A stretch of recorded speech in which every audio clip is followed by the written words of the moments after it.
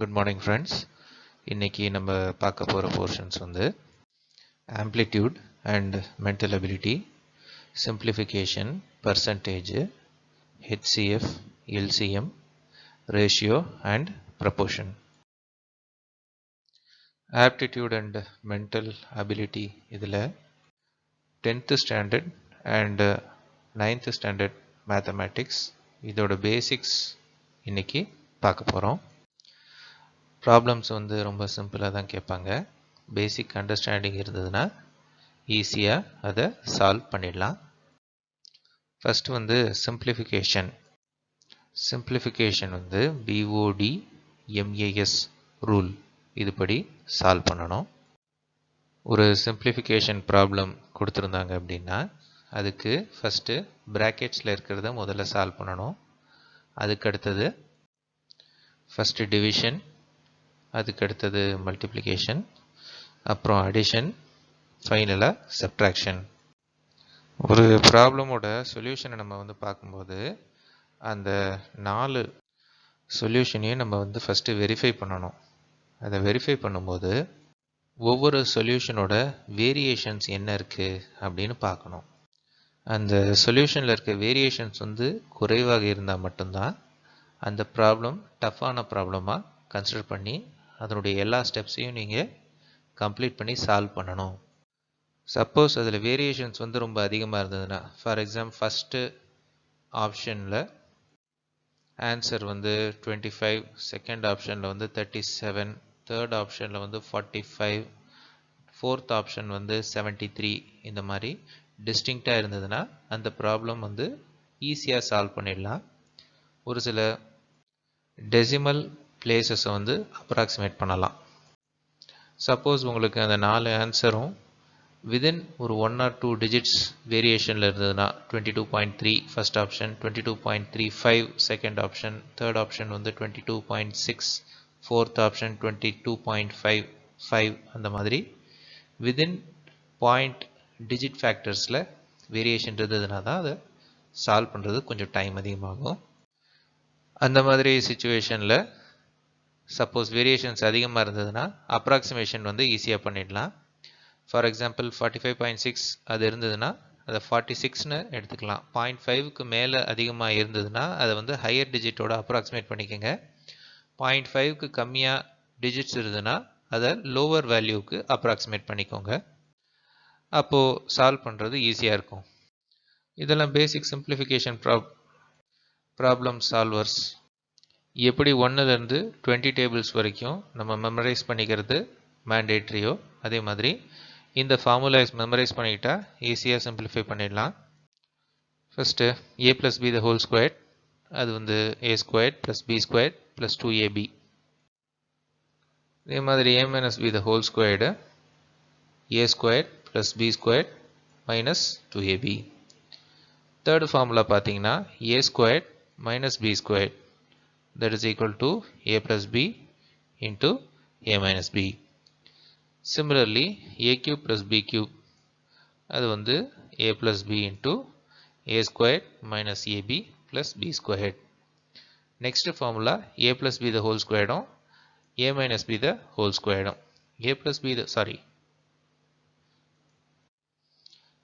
b the whole cube and a minus b the whole cube.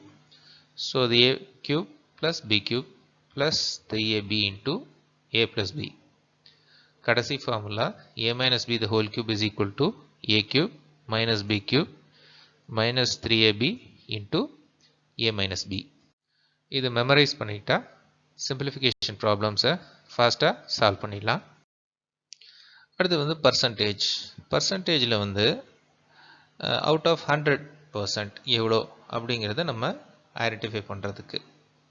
Suppose ஒரு கிளாஸில் 2 student இருக்காங்க அப்படின்னா அதில் வந்து ஒரு ஸ்டூடெண்ட் பாஸ் பண்ணுறாரு, ஒரு ஸ்டூடெண்ட் ஃபெயில் ஆகுறாரு. ஸோ அந்த 2 ஸ்டூடெண்ட்டில் பாஸ் பர்சன்டேஜ் 2 வந்து 100க்கு ஈக்குவேட் பண்ணிக்குவாங்க. ஸோ ஒரு கேண்டிடேட் வந்து 50%க்கு ஈக்குவல். ஸோ ஒருத்தர் பாஸ் ஆகிருக்காங்க அப்படின்னா 50% அந்த கிளாஸில் பாஸ் அப்படின்னு சொல்லலாம். இன்னொரு எக்ஸாம்பிள் எடுத்துக்கிட்டோம் அப்படின்னா சப்போஸ் 4 ஸ்டூடெண்ட் ஒரு கிளாஸில் இருக்காங்க. ஸோ இப்போ இந்த 4 ஸ்டூடெண்ட்டில் ஒருத்தர் வந்து பாஸ் பண்ணுறாரு, 3 பேர் வந்து ஃபெயில் ஆகிறாங்க அப்படின்னா 1 out of 4. So 1/4 of 4 pass பண்ணுறாங்க, 3/4 of 4 வந்து ஃபெயில் ஆகுறாங்க. 4 வந்து 100க்கு ஈக்குவேட் பண்ணிக்குவாங்க. அப்போது அந்த ப்ராப்ளமில் பாஸ் பர்சன்டேஜ் வந்து 25%. அடுத்து இந்த ப்ராப்ளம் பார்த்தீங்கன்னா 50% of the total number of students in the class அவங்க வந்து gents. That means 50 out of every 100 students are male. சரிங்களா? ஸோ 100 ஸ்டூடெண்ட்ஸ் இருந்தாங்க, அதில் 50% வந்து மேல் ஸ்டூடெண்ட்ஸ் அப்படின்னா 50 வந்து மேல், 50 வந்து ஃபீமேல் அப்படின்னு அர்த்தம். இனிஷியலாக கொடுக்குற ப்ராப்ளமில் ரேஷியோ கண்டுபிடிச்சி அந்த நியூமரிக் வேல்யூவை 100ஆல் மல்டிப்ளை பண்ணிக்கிட்டீங்க அப்படின்னா உங்களுக்கு அந்த பர்சன்டேஜ் கிடச்சிரும். For example, to find 50 apples as a percentage of 1 to 50 apples. ஒரு எக்ஸாம்பிளுக்காக சொல்கிறேன். 1250 apples இருக்குது, அதில் 50 apples வந்து கெட்டு போயிருக்கு. they are not fit for eating அப்படின்னு இருந்துச்சு அப்படின்னா, ஸோ அந்த ரேஷியோவை ஐடென்டிஃபை பண்ணுறதுக்கு 50 divided by 1250 வந்து 0.04. இந்த 0.04 100ஓட மல்டிப்ளை பண்ணிங்கன்னா 4%. அப்போது இந்த பாக்ஸ் 1250 இருக்கிற பாக்ஸில் இருக்கிற ஆப்பிள்ஸில் 4% ஆஃப் த ஆப்பிள்ஸ் வந்து நாட் ஃபிட் ஃபார் ஈட்டிங். அடுத்தது நம்ம பார்க்க போகிறது highest common factor. For example, ஒரு 2 இல்லை 3 நம்பர் எடுத்துக்கிட்டோம் அப்படின்னா அதை டிவைட் பண்ணக்கூடிய காமன் ஃபேக்டர்ஸ், அந்த காமன் ஃபேக்டர்ஸில் மேக்ஸிமம் ஹையஸ்ட் காமன் ஃபேக்டர் அந்த 2 நம்பருக்கும் எது அப்படின்னு ஐடென்டிஃபை பண்ணோம்னா அது HCF. இதில் ஃபர்ஸ்ட் ஒரு டிஜிட் 18 அப்படின்னு ஒரு டிஜிட் எடுத்துக்குவோம், செகண்ட் டிஜிட் வந்து 27. இப்போ 18ஓட ஃபேக்டர்ஸ் என்ன அப்படின்னு பார்த்தீங்கன்னா 18 divided by 3 6, 6 divided by 3 2, 2 divided by 2 1. So 3 2 தடவை வரதுனால 3 into 3 9, 3யும் ஒரு ஃபேக்டர் தான், 2 தடவை 3 வரதுனால 3 into 3 9, 2 1. ஸோ 18ஓட காமன் ஃபேக்டர்ஸ் வந்து 9 2 and 1. இப்போது 27 அதை எடுத்துக்கிட்டீங்க அப்படின்னா 27 இதை டிவைட் பண்ணி பார்ப்போம். So divided by 3 it gives 9. So 9 divided by 3 will again give 3. 3 divided by 3 gives 1. So இதோட common factors என்னன்னு பார்த்தீங்கன்னா 1 3 3 3. So 3 into 3 9. So 1 ஒரு common factor, 3 ஒரு common factor, 9 ஒரு common factor.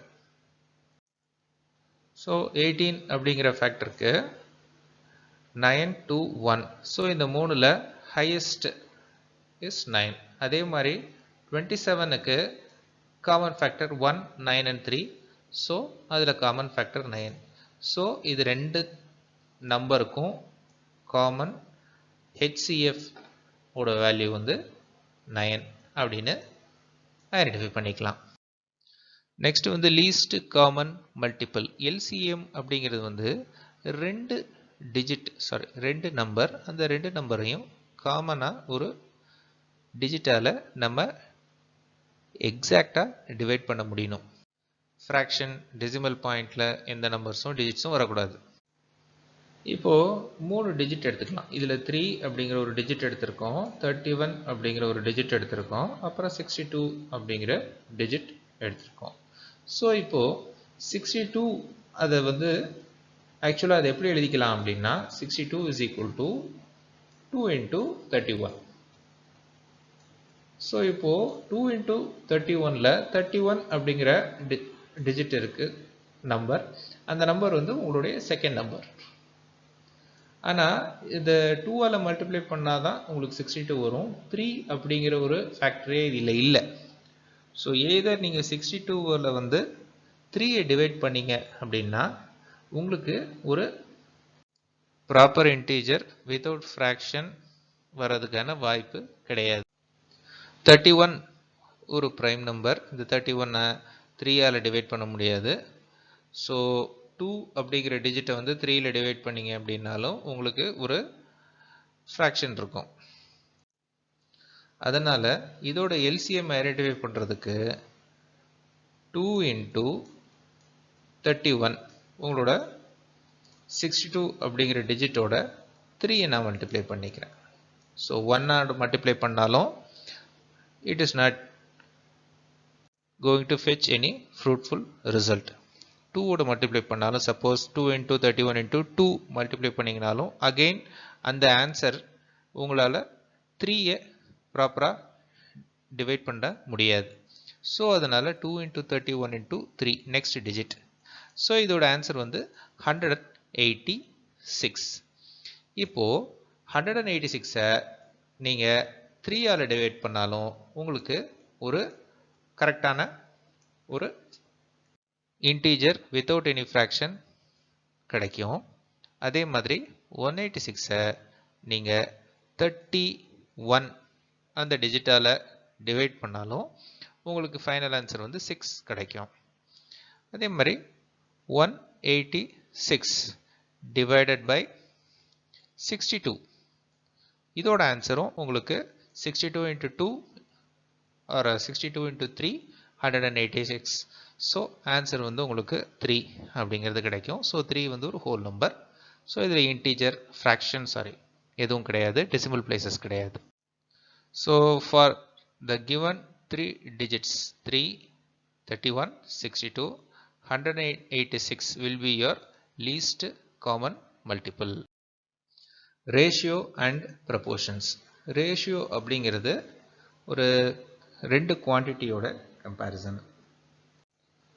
ஒரு ஃபார் எக்ஸாம்பிள் ஒரு 1000 ml இருக்கக்கூடிய ஒரு சொல்யூஷன் நீங்கள் எடுத்துக்கிறீங்க.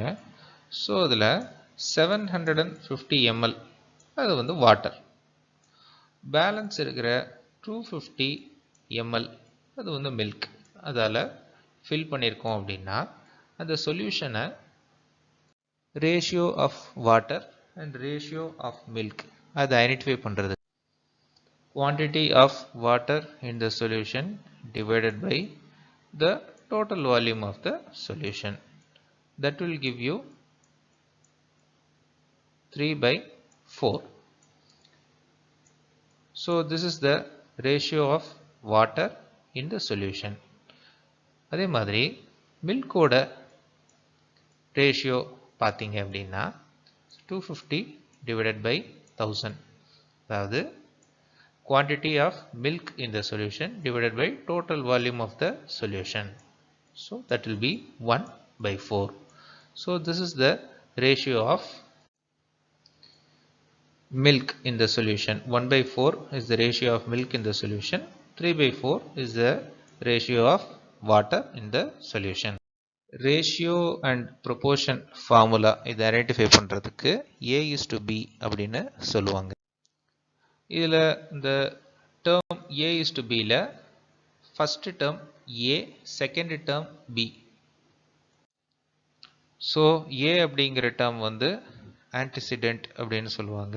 B அப்படிங்கிற செகண்ட் டேர்ம் வந்து கான்சிக்வெண்ட் அப்படின்னு சொல்லுவாங்க.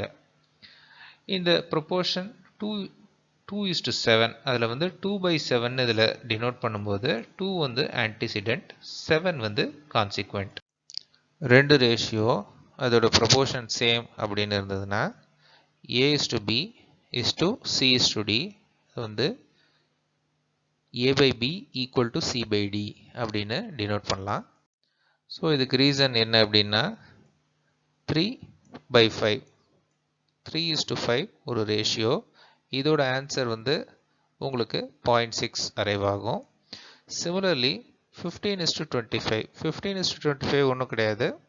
ஸோ நியூமரேட்டரையும் டினோமினேட்டரும் ஒரு சேம் வேல்யூ அதில் மல்டிப்ளை பண்ணிங்க அப்படின்னா ஸோ 3 into 5 வந்து 15, 5 into 5 வந்து 25. ஒரு ரேஷியோவை சேம் டிஜிட்டால் நியூமரேட்டர்லையும் டினாமினேட்டர்லையும் மல்டிப்ளை பண்ணால் இந்த ஃபைனல் வேல்யூவில் எந்த ஒரு வேரியேஷனும் வராது. Similarly A/B = C by D அப்படின்னு இருந்ததுன்னா அதை கிராஸ் மல்டிப்ளை பண்ணிக்கலாம். A into D will be equal to B into C.